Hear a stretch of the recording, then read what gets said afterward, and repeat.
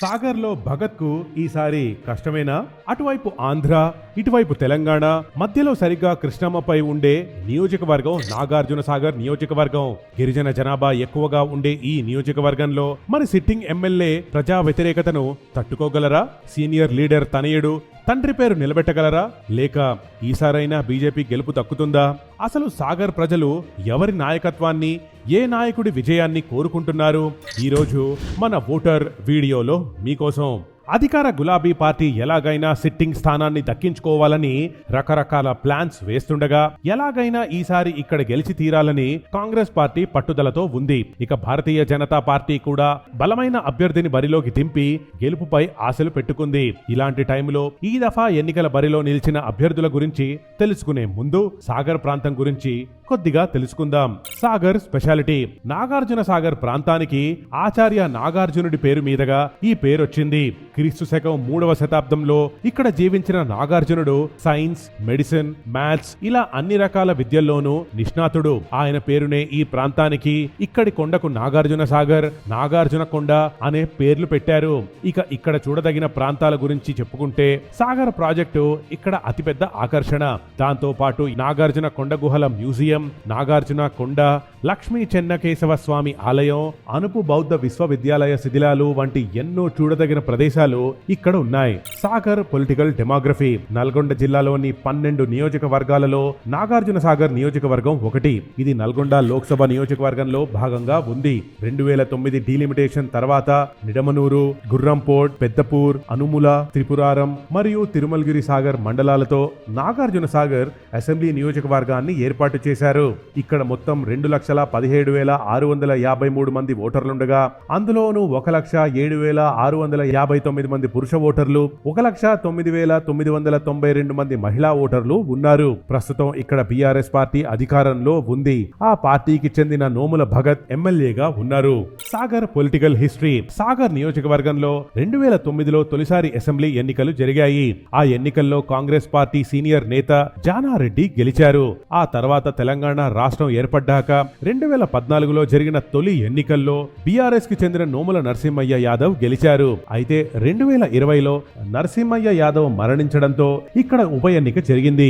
2021లో జరిగిన బైపోల్స్ లో నరసింహయ్య యాదవ్ తనయుడు నోముల భగత్ పోటీ చేసి తండ్రి స్థానాన్ని కైవసం చేసుకున్నారు. సాగర్ లో ప్రభుత్వం చేసిన అభివృద్ధి ఇదే. సాగర్ నియోజకవర్గంలో బీఆర్ఎస్ అధికారంలోకి వచ్చిన తర్వాత హోలియా, నాగార్జున సాగర్ పట్టణాలను మున్సిపాలిటీలుగా మార్చింది ప్రభుత్వం. మిషన్ భగీరథ ద్వారా ఇంటింటికి తాగునీరు అందిస్తోంది. మిషన్ కాకతీయ ద్వారా సుమారు 200కు పైగా పూడిపోయిన చెరువులకు జల కళ అందించింది.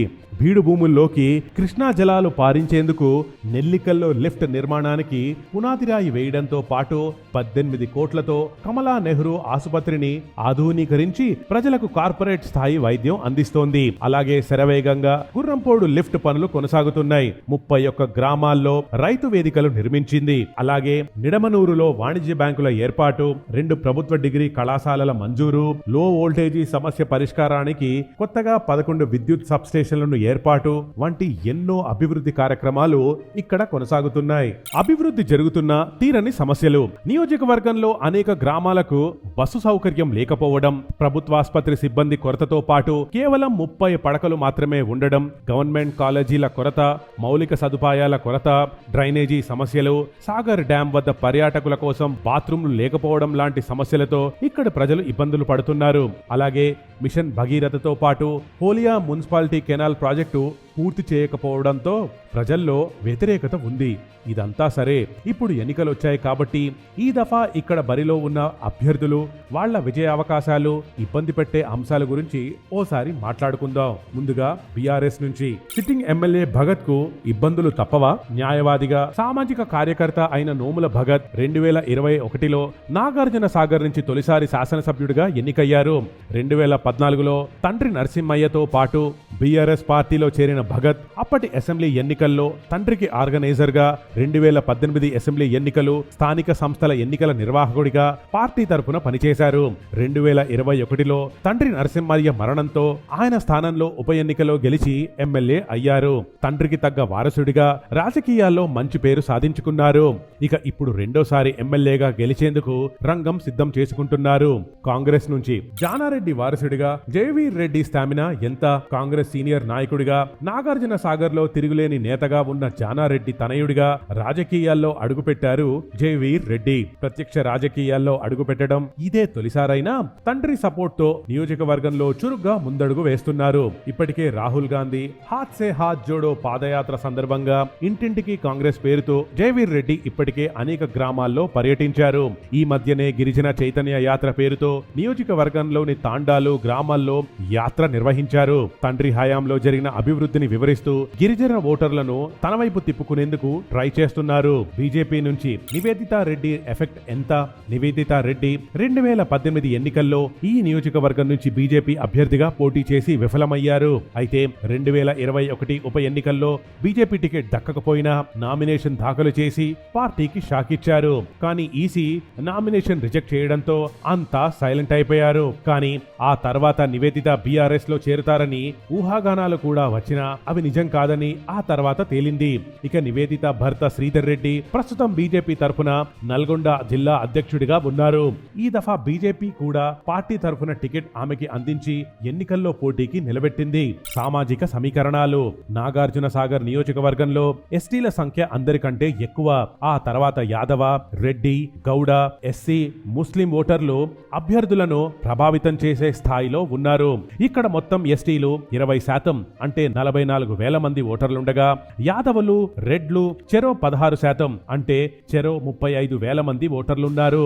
ఇక్కడ గౌడ ఎస్సీ సామాజిక వర్గాలకు చెందిన ఓటర్లు చెరో 10% అంటే చెరో 22,000 మంది ఓటర్లున్నారు.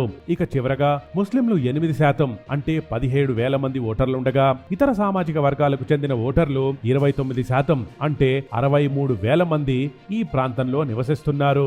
ఏ సామాజిక వర్గం ఎటువైపు? ఎస్టీల్లో 50% మంది ఓటర్లు బీఆర్ఎస్ కు మద్దతుగా ఉండగా కాంగ్రెస్ కు 45%, బీజేపీకి 5% మద్దతుగా ఉన్నట్లు సర్వేల్లో వెల్లడైంది.